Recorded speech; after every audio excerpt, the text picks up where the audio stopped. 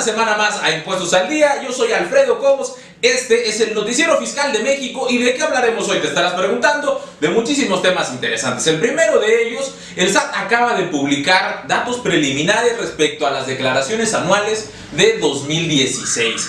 Cuánto hubo de saldos a favor, cuánto devolvieron, todas esas estadísticas las estaremos abordando en un momento más. También hay rumores fuertes en torno a la actualización del salario mínimo, a un incremento al salario mínimo general. Hoy develamos todas esas dudas. También tenemos a la mesa de análisis el tema de la corrupción y cómo esta se relaciona con la profesión contable, y esto debido a que evidentemente los escándalos con exgobernadores y la creación de empresas fantasma ha raspado la profesión contable. Ya algunos medios están cuestionando el tema y lo tocaremos hoy a profundidad en la mesa de análisis. También te comento que el SAT denunció ante el Ministerio Público a 40 de sus colaboradores por ejercicio ilegal de sus funciones. Te contaremos todos los detalles. Así también la COFECE se le puso una multa millonaria, más de 1.100 millones de pesos a las Afores. ¿Por qué? Hoy te enteras. Y por último, haremos un repaso por todo el contexto internacional en torno a la evasión de impuestos internacionales por parte de los grandes corporativos multinacionales y las empresas de tecnología. ¿Qué se está haciendo en el mundo? ¿Qué está haciendo México? ¿Y cuánto dinero se está perdiendo por la evasión de estos grandes monstruos de la tecnología internacional? Te repito, yo soy Alfredo Cobos, esto es Impuestos al Día, que comienza ahora. Impuestos al Día es el noticiero fiscal de México, el espacio de la internet que enlista, analiza, investiga y discute las principales actualizaciones en materia de contribuciones. Tu mejor herramienta para mantenerte al tanto de las novedades que transforman a diario el acontecer de los contribuyentes, sus empresas y por supuesto el trabajo de los profesionales de los impuestos. Con un conjunto de opiniones y voces que aportan pluralidad a la discusión, Alfredo Cobos te pone al día cada semana de las noticias fiscales que más te interesan, solo aquí en Impuestos al Día. Y nos vamos de lleno con la información. La primera de las notas, el SAT publicó un reporte de las cifras al 25 de abril, de las cifras justamente de las declaraciones anuales. ¿Cuántas se han presentado? Estamos hablando de las declaraciones anuales de personas físicas. ¿Cuántas se han presentado? ¿Qué montos se obtuvieron de saldos a favor? ¿Cuánto han devuelto nuestra autoridad fiscal a los contribuyentes? Vamos a ver la nota que te preparamos a continuación. La Secretaría de Hacienda y Crédito Público, a través del Servicio de Administración Tributaria, el SAT, informa que al 25 de abril 1.3 millones de contribuyentes han recibido 10.440.990.180 pesos en saldos a favor de impuestos sobre la renta. La autoridad afirma que de cada 10 contribuyentes que resultaron con saldo a favor, a 6 se les ha devuelto un promedio de 7.900 pesos en 5 días. Las personas que obtuvieron saldo a favor pueden consultar el estatus de su devolución en el buzón tributario o en la opción de trámites del portal del SAT.gov.mx, ingresando con su contraseña. Al cierre de esta edición de Impuestos al Día, el SAT no ha publicado cifras actualizadas. También informaron que aquellos contribuyentes con ingresos únicamente por sueldos y salarios e intereses que no superen los 20,000 pesos pueden presentar su declaración en cualquier momento del año, en caso de tener saldo a favor, ya que de acuerdo con las disposiciones de la Resolución Miscelánea Fiscal para 2017, no están obligados a presentar su declaración. La autoridad no confirmó si estas devoluciones entrarán dentro del programa de devolución automática. Seguiremos informando.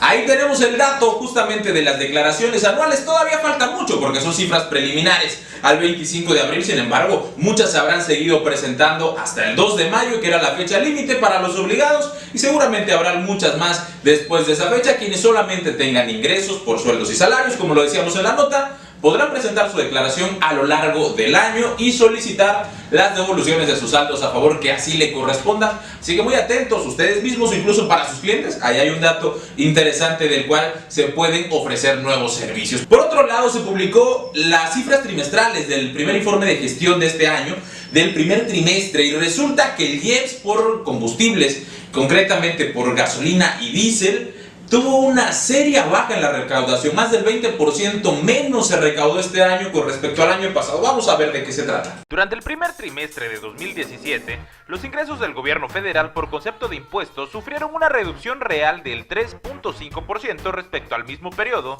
del año anterior. Se recaudaron un total de 732.512 millones de pesos. La principal causa de esta baja en la recaudación es derivada del impuesto especial sobre producción y servicios a gasolina y diésel, el cual tuvo una reducción del 20.6% para este primer trimestre de 2017, en comparación con el año 2016. Incluso, si solo consideráramos marzo, la baja recaudatoria es aún mayor, ya que se redujo un 33.7% la recaudación de marzo de IEPS por gasolinas, comparada con marzo 2016. Y en este mismo orden de ideas en materia del subsidio para la adquisición de combustibles, pues es quizá esa una de las principales causas por las cuales organismos empresariales y organismos sindicales a nivel nacional exigieron en este 1 de mayo en un evento a la Secretaría de Previsión Social, del Trabajo y Previsión Social, una actualización del salario mínimo. Para esto se convoca a una reunión en las próximas 2 semanas, ya hay un plazo para ello, a la Comisión Nacional de Salarios Mínimos para actualizar las nuevas cifras. Se espera que el nuevo salario mínimo ronde alrededor de los 90 pesos y vamos a ver bajo qué circunstancias se da esta solicitud y cómo van a proceder en función de ello. Veamos la nota a continuación. En pleno proceso electoral en diversos estados del país, se programa una reunión dentro de 2 semanas entre el sector patronal, obrero y gobierno para revisar un incremento al salario mínimo, de acuerdo con un compromiso del Pleno de la Comisión Nacional de Salarios Mínimos, informó a diversos medios de comunicación Alfonso Navarrete Prida, secretario del Trabajo y Previsión Social. Sostuvo que los 80 pesos con 4 centavos que se tienen como salario mínimo vigente deben ajustarse si las condiciones del mercado y la economía lo permiten.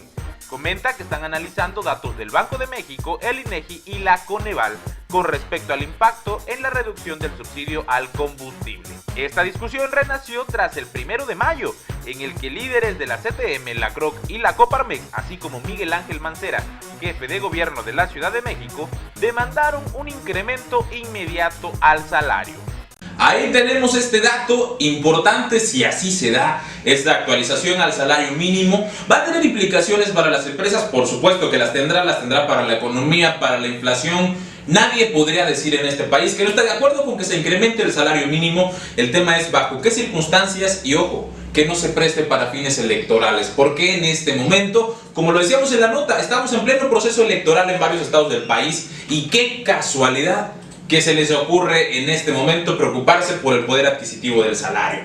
Por lo menos para mí me resulta sospechoso, no sé para los sospechosistas que están del otro lado de la pantalla, si así les parece a ustedes, pues coméntenlo con nosotros en las redes sociales. Y cambiando de tema, pero no saliéndonos del salario, pues en Chile se acaba de dar una noticia importante y dirán ustedes, híjole, pues pasó en Chile. ¿Qué implicaciones tiene para México? Muchas. Pues resulta que la presidenta chilena Michelle Bachelet acaba de proponer al Congreso de su país una actualización en el monto que los trabajadores tienen que ahorrar en sus cuentas de ahorro para el retiro, pasando de un 10% que ahorran hoy por hoy a un 15% de su salario.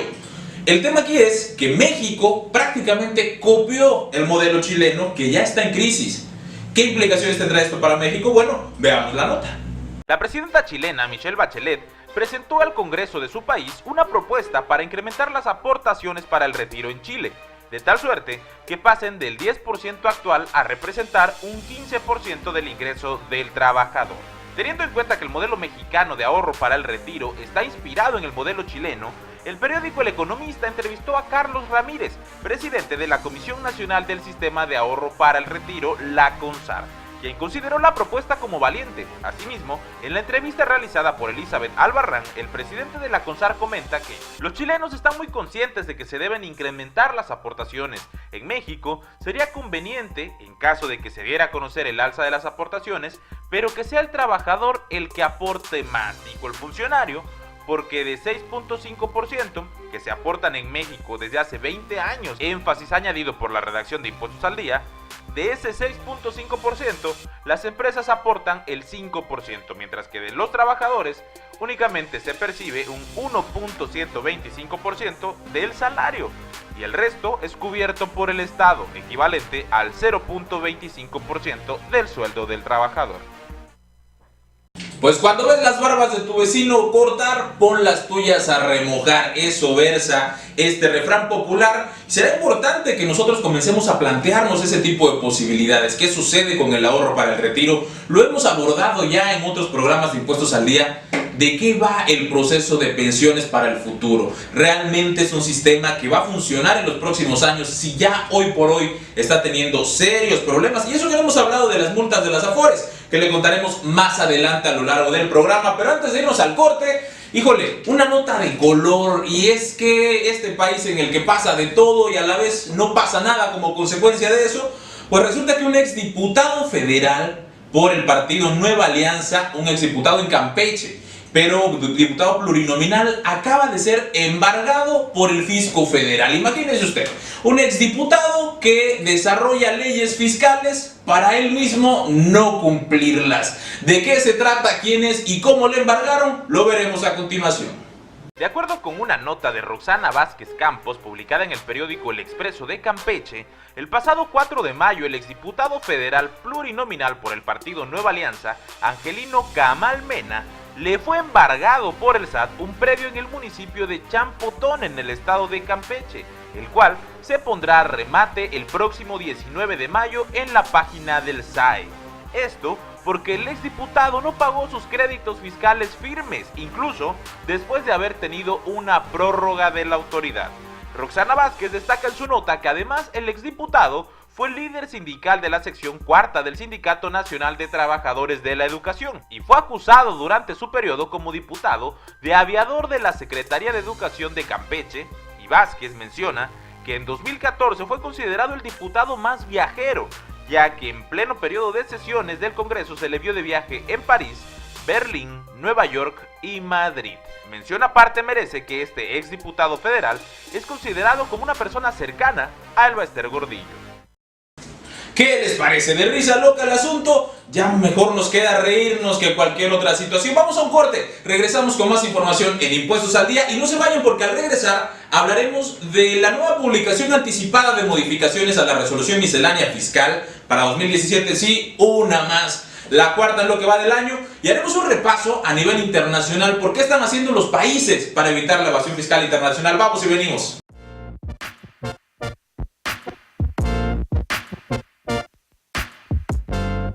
Dale like a nuestra fanpage en Facebook, búscanos como Impuestos al Día y síguenos en Twitter, nos encuentras como @ImpuestosAlDíaMX.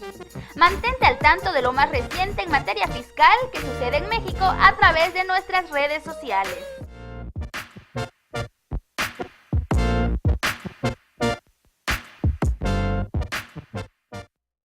Gracias por seguir en Impuestos al Día. Continuamos con la información y es que por cuarta vez consecutiva en lo que va del año, ya es un conjunto de reglas tras reglas y modificaciones. Se acaba de publicar, les decía, por cuarta vez la primera resolución de modificaciones a la resolución miscelánea fiscal 2017. Esta vez tuvo un salto gigantesco en cuanto a contenido. Es la cuarta vez en lo que va del año que se publica esta primera modificación y todavía no llega al diario oficial. ¿Qué cambiaron? ¿Cuánto cambiaron? ¿Y por qué? Lo veremos a continuación.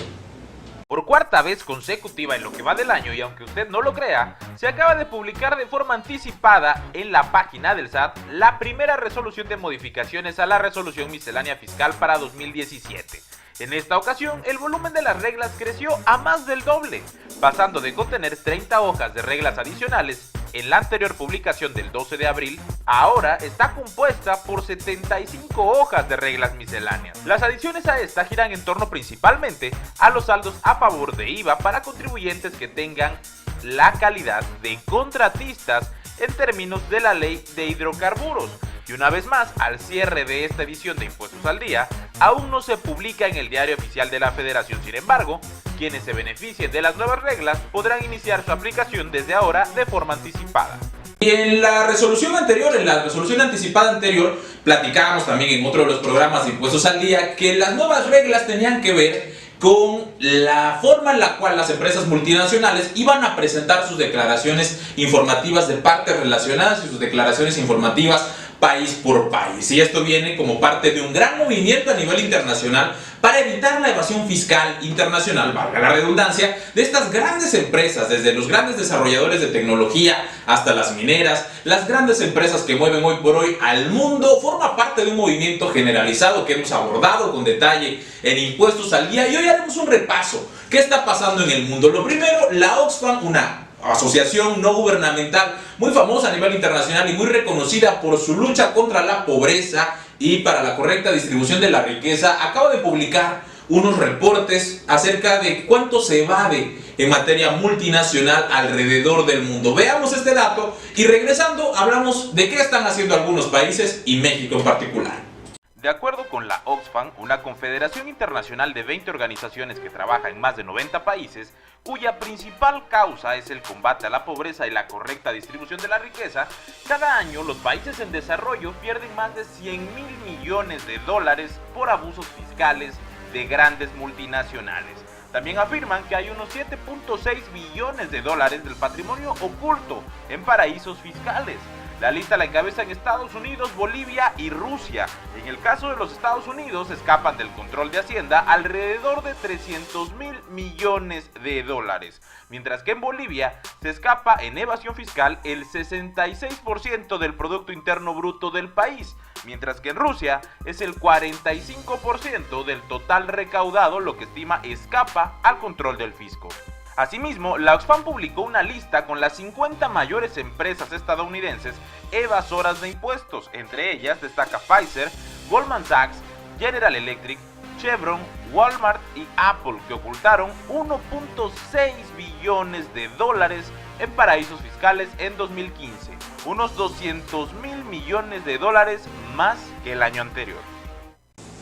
Y bueno, en materia internacional, el país que está dando la nota el día de hoy es Australia. Fíjense que Australia acaba de imponer una multa gigantesca y grandes revisiones a multinacionales, en concreto a 7. Vamos a ver qué hizo Australia en este sentido. El gobierno australiano anunció que la oficina de impuestos de ese país ha evaluado en 2.9 millones de dólares australianos las obligaciones fiscales de un grupo de 7 empresas multinacionales, entre las que destacan Apple, Microsoft y las mineras BHP Billiton y Rio Tinto. Según el tesorero Scott Morrison y la ministra de Hacienda Kelly O'Dwyer, la Oficina de Impuestos de Australia está actualmente auditando a 59 corporaciones multinacionales y cientos de otras compañías para determinar si cumplen con las leyes tributarias de Australia, incluida la nueva ley multinacional antievitación. Las autoridades fiscales australianas esperan concluir al menos 7 importantes auditorías multinacionales antes de finales de junio. 4 de estas investigaciones abarcan el comercio electrónico y 3 las industrias de energía y recursos. Otro país que está dando la nota a nivel internacional por su combate a la evasión fiscal internacional y a nivel multinacional es Italia. Italia acaba de imponer una sanción a Google, llegaron a un acuerdo y Google, esta gran empresa de tecnología, pues se comprometió a pagarle al gobierno italiano 300 millones de euros. ¿Cuánto representa 300 millones de euros para Google? Pues un pelón gato, pero ya forma parte de este nuevo esquema de revisión a nivel multinacional. Si muchos países al mismo tiempo están llevando a cabo estas labores, pues evidentemente mejorará la recaudación del mundo y serán las grandes empresas las que aporten la mayoría de los recursos que se utilizan en los países para financiar el gasto público, y no los asalariados, y no las microempresas. Hacia eso tendríamos que migrar. Veamos qué está haciendo Italia. De acuerdo con una nota del periódico El Universal, Google pagará al fisco italiano 306 millones de euros por impuestos evadidos entre los años 2002 y 2015. El gigante tecnológico ha acordado con las autoridades italianas esta suma para finalizar el pleito fiscal abierto entre ambos desde hace ya un año. El acuerdo establece los criterios que deberá seguir Google desde ahora para declarar en Italia, y la Hacienda italiana destaca que sus esfuerzos estarán encaminados a combatir la evasión fiscal de las grandes tecnológicas. El pago de Google se suma al de Apple, que en diciembre de 2015 pagó 318 millones de euros para llegar a un acuerdo también con el fisco italiano, mientras que Amazon se encuentra ya en la mira de las autoridades fiscales de ese país. Y ustedes se preguntarán, México, ¿qué pasa en México? ¿Qué hace nuestro país en torno al combate a la evasión fiscal internacional? Como lo hemos dicho ya en otros programas, hay reglas, forma parte México del proyecto BEPS del G20 y de la OCDE para combatir precisamente el diferimiento de capitales y esta búsqueda constante de las empresas multinacionales por evitar el pago de sus impuestos. México forma parte, hay esfuerzos ya en nuestro país, sin embargo, el propio SAT reconoce que las reglas no están claras y que en materia de comercio electrónico están muy por detrás de la realidad. Las leyes son de los años 80, cosa que es muy distinta a la realidad mientras se emitieron esas leyes a la realidad que vivimos hoy por hoy. Eso lo dijo el SAT en una entrevista con El Economista, lo dicen funcionarios del SAT. Veamos qué fue lo que dijeron y al regresar hablamos de qué tan bien o qué tan mal está actuando nuestra autoridad en torno a este tema. En un reportaje del periódico El Economista de Yael Córdoba, Óscar Molina Chie, administrador general de grandes contribuyentes del Servicio de Administración Tributaria, reconoció que las reglas que existen hoy en día en México para el comercio electrónico deberían ser renovadas completamente, ello debido a que estas fueron creadas en la década de los 80. De acuerdo con cifras de la Asociación Mexicana de Internet, al menos el 39% de las veces que un internauta mexicano entra a Internet es para realizar una compra. Se estima que en 2015 se realizaron operaciones por 257.9 millones de pesos, lo que representaría un incremento anual del 59% con respecto a 2014, y aunque todavía no hay cifras oficiales de 2016, los analistas consideran que dicho porcentaje de crecimiento será igual o mayor. En ese mismo sentido, Molina Chie afirmó que el SAT ya está ocupado de los contribuyentes que realizan e-commerce y que hay auditorías y correcciones a empresas de esta industria en México, y aunque no reveló nombres, dijo que se trata de los más grandes en este mercado. Saquen sus propias conclusiones. Como vieron, se habla ya de revisiones a multinacionales, se habla ya de revisiones al e-commerce, grandes cantidades de recursos se manejan a través de las redes de internet y es increíble que en un país como México no estemos volteando a hacer que nuestras leyes sirvan para esto. Ha habido algunos intentos de regular la internet, pero no con el fin de recaudar impuestos, no con el fin de regularizar las operaciones financieras que se desarrollan en la web, sino más bien con el fin de coartar la libertad de expresión. Bueno, esos grandes diputados que se han preocupado por regular la internet, hombre, antes de estar pensando en coartar la libertad de expresión, tendrían que estar pensando que se está yendo por ahí una gran cantidad de recursos que este país necesita para funcionar y para ofrecer mejores condiciones a sus ciudadanos. Son el principio de este nuevo movimiento del cual México forma parte y nos gustaría verlo más activo. ¿Qué pasa con las multinacionales que no están pagando sus impuestos en México y prácticamente en ningún lado? Ahí que estén las revisiones, ahí que haya los actos de fiscalización, porque ¿qué creen? Ahí hay mucho más dinero del que van a encontrar en una microempresa. Con esto vamos a un corte y regresando del corte ponemos en la mesa de análisis el tema de la corrupción de los gobernadores de nuestro país y cómo esto le pega a la profesión contable. No te vayas, regresamos con más en Impuestos al Día.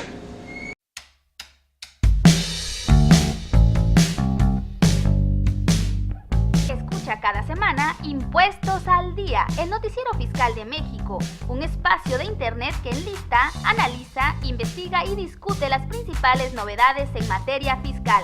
Alfredo Cobos te pone al día cada semana de las noticias fiscales que más te interesan. Síguenos online con un capítulo de estreno cada lunes a las 9 de la mañana, disponible en iVoox, iTunes y nuestra fanpage en Facebook. Nos encuentras como Impuestos al Día.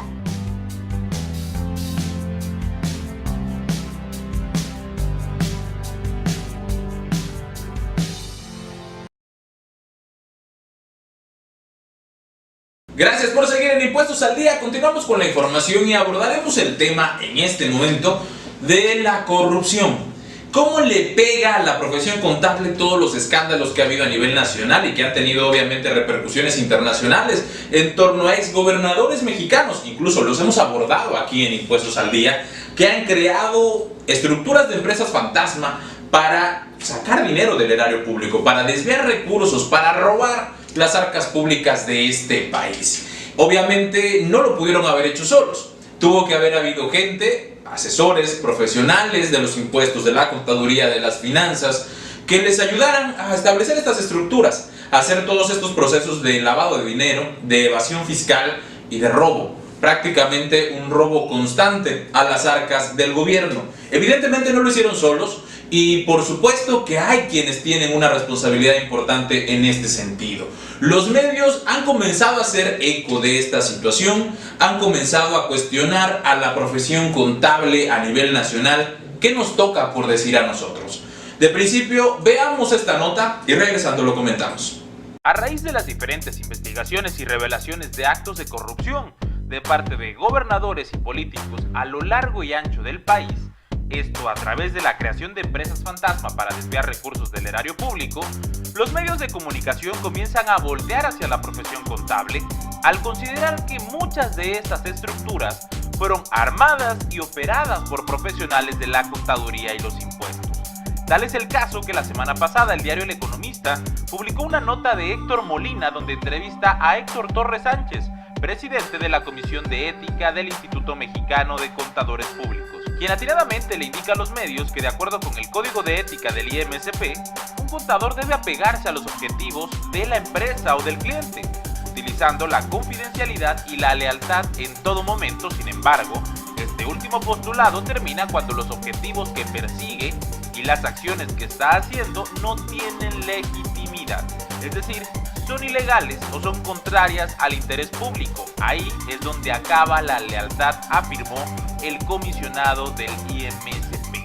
En ese mismo sentido abordaron el tema de las auditorías a modo o fraudulentas, donde se destaca que hasta el 31 de diciembre de 2015 el SAT ha sancionado a 671 contadores públicos por actuaciones irregulares, de los cuales 428 fueron amonestados y 243 retirados del padrón de contadores públicos registrados para realizar auditorías ante el SAT. Eso fue lo que dijo el comisionado de ética del Instituto Mexicano de Contadores Públicos y tiene toda la razón. Al final del día, nosotros como profesionales de los impuestos, como profesionales de la contaduría, nos debemos a nuestros clientes, nos debemos a la legalidad también. Y cierto es que en un país como México, donde las estructuras de corrupción están a la orden del día, la profesión nuestra se queda en medio de este ir y venir. ¿Qué hacer en un ambiente como esto? ¿Cuáles son las discusiones éticas que debería tener un contador público a la hora de decidir trabajar o no para alguien que pudiera estar involucrado en este tipo de situaciones? Otra de las preguntas importantes también es, ¿realmente podemos conocer a fondo la naturaleza de las operaciones que las empresas con las que trabajamos realizan y si estas son efectivamente válidas y legales o no? Evidentemente la naturaleza del trabajo que desarrollamos no llega hasta ese punto. El alcance de nuestra profesión y el alcance concretamente del prestador de servicios contables y fiscales no va más allá de conocer la legalidad de las operaciones por los documentos que tu cliente te presenta, por las características materiales de la operación que tiene, y más allá de eso no podemos comprobar otro tipo de circunstancias porque no son nuestras funciones. Definitivamente queda ahí un tema para la discusión, un tema para el análisis, una deuda también que tiene el Instituto Mexicano de Contadores Públicos con todos nosotros como los socios de los diferentes colegios federados y como profesionales de la contaduría. Tendríamos que definir protocolos, tendríamos que definir ciertas líneas de acción sobre las cuales, más allá de las líneas de la ética, no transgredir, sino también encontrar aquellos puntos que resulten alertas en actos de corrupción, que cuando nosotros las detectemos, decidamos no solo por ética, sino también por responsabilidad civil y legal,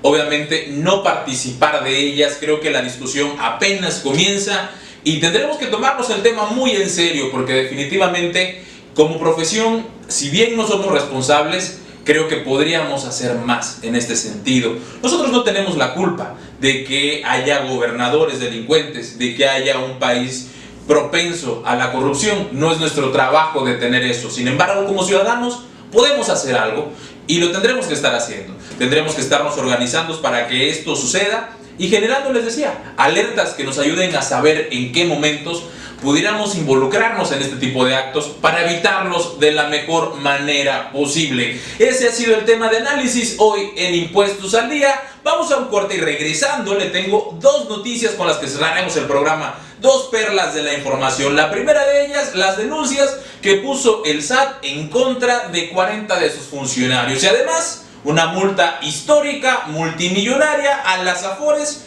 por negarse a competir de la peor manera. Vamos a un corte y regresamos con más información.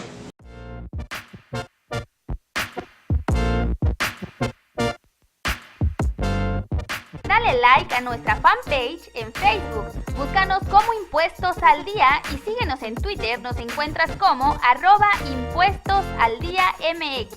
Mantente al tanto de lo más reciente en materia fiscal que sucede en México a través de nuestras redes sociales.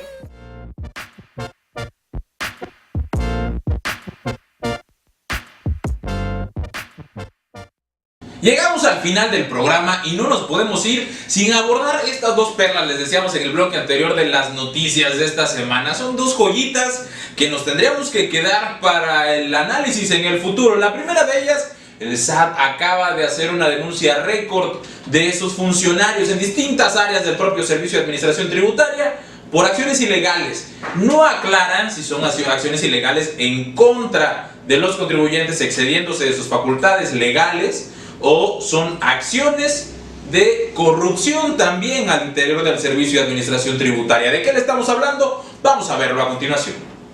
De acuerdo con una nota de El Universal, el Servicio de Administración Tributaria denunció a 40 empleados ante el Ministerio Público entre enero y marzo de 2017 por ejercicio ilícito del servicio público, casi el doble de empleados que el mismo periodo de 2016. Por otro lado, acusó a 263 de sus colaboradores en el órgano interno de control por diversas responsabilidades administrativas. Del total de los 40 denunciados, 19 forman parte de la Administración General de Auditoría Fiscal Federal. Le sigue la Administración General de Recursos y Servicios con 10 servidores denunciados, 6 de la Administración General de Recaudación, 4 de la Administración General de Grandes Contribuyentes y 1 de la Administración General de Evaluación. Cabe destacar que de acuerdo con El Universal, en esta ocasión el SAT no denunció judicialmente a ningún elemento de la Administración General de Aduanas. Sin embargo, fue el área que más denuncias acumuló en el órgano interno de control del SAT, con un total de 112 reportes.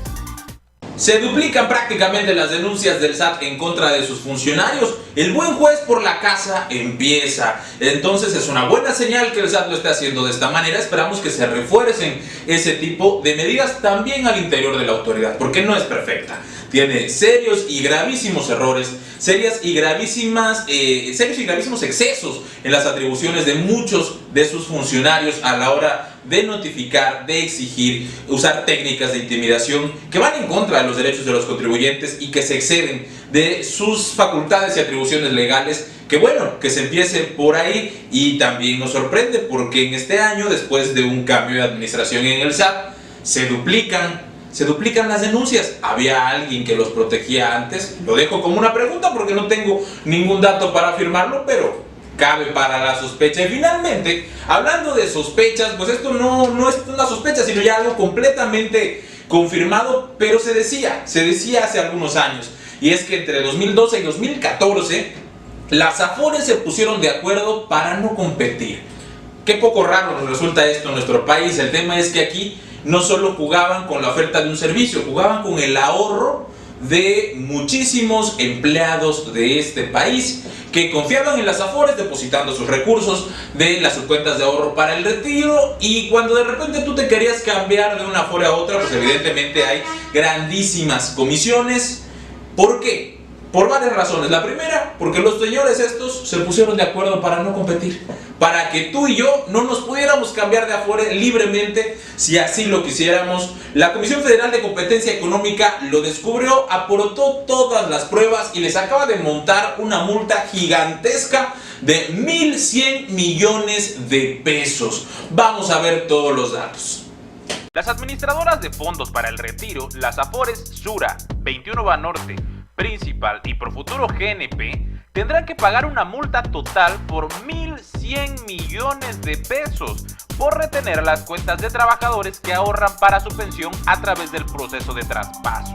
El Pleno de la Comisión Federal de Competencia Económica, la COFESE, determinó la responsabilidad de estas empresas y a 11 personas, entre ellas directivos, por ponerse de acuerdo para reducir los traspasos entre afores con el fin de disminuir el gasto en publicidad y con ello incrementar sus utilidades.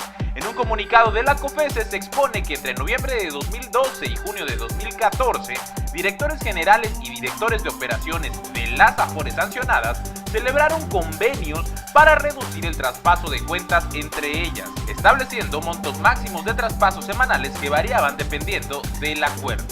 Los implicados establecieron mecanismos de comunicación por correo electrónico que permitían ocultar la identidad de las afores para las que utilizaban sobrenombres, siendo este uno de los argumentos utilizados por la COFESE para demostrar que los sancionados conocían la ilegalidad y las consecuencias de los actos que estaban llevando a cabo. ¿Qué les parece el actuar de las afores? Si ya de por sí el sistema de ahorro para el retiro tiene serios problemas de viabilidad técnica y financiera hacia el futuro de nuestro país, con este tipo de prácticas, ¿qué podemos esperar los mexicanos? Qué bueno que la autoridad, en este caso la COFESE, actuó en consecuencia, pudo acreditar toda la serie de irregularidades cometidas por los funcionarios de estas afores que ya les mencionamos. Y bueno, si usted cree que va a haber impactado por esta multa su ahorro para el retiro, déjeme informarle que no debería ser así. Esta multa va en contra o va a ser cobrada evidentemente como parte de las utilidades de las afores. No podrán descontarla del dinero que administran de los empleados de este país, sino que tendrán que pagarlo de sus propias utilidades. Así que puede estar usted tranquilo, no le van a descontar la multa de sus ahorros para el retiro, pero sí se pondrá en cintura a estas afores. Pues ahí tenemos la información de esta semana. Ha sido un verdadero gusto estar una vez más con ustedes. Los invito a que nos sigan en las redes sociales. Nos encuentran en Impuestos al Día en Facebook. Así nos buscan, le dan me gusta a nuestra fanpage. Nos encuentran en Twitter como @Impuestos al Día. Mi Twitter personal, @AlfredoCobos. Y si quieren seguir este y más contenido, lo pueden encontrar a lo largo de la semana en nuestra página web www.cgconsultorespyme.com.mx y también en nuestro canal de YouTube. Nos encuentras como CG Consultores. Yo soy Alfredo Cobos. Estas son las noticias fiscales que decidimos compartir contigo esta semana. Nos vemos el próximo lunes con más datos y temas.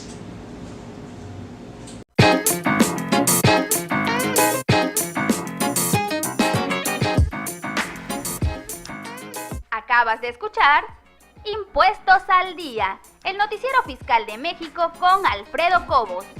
No te pierdas cada lunes a partir de las 9 de la mañana, disponible por internet a través de iVoox, iTunes y nuestra fanpage en Facebook. Nos encuentras como Impuestos al Día y dale me gusta. En Twitter síguenos en @ImpuestosAlDía. Puedes encontrar más de este y otros contenidos en www.cgconsultorespyme.com.mx y en nuestro canal de YouTube, CG Consultores Pyme. Suscríbete y no te pierdas ninguna novedad.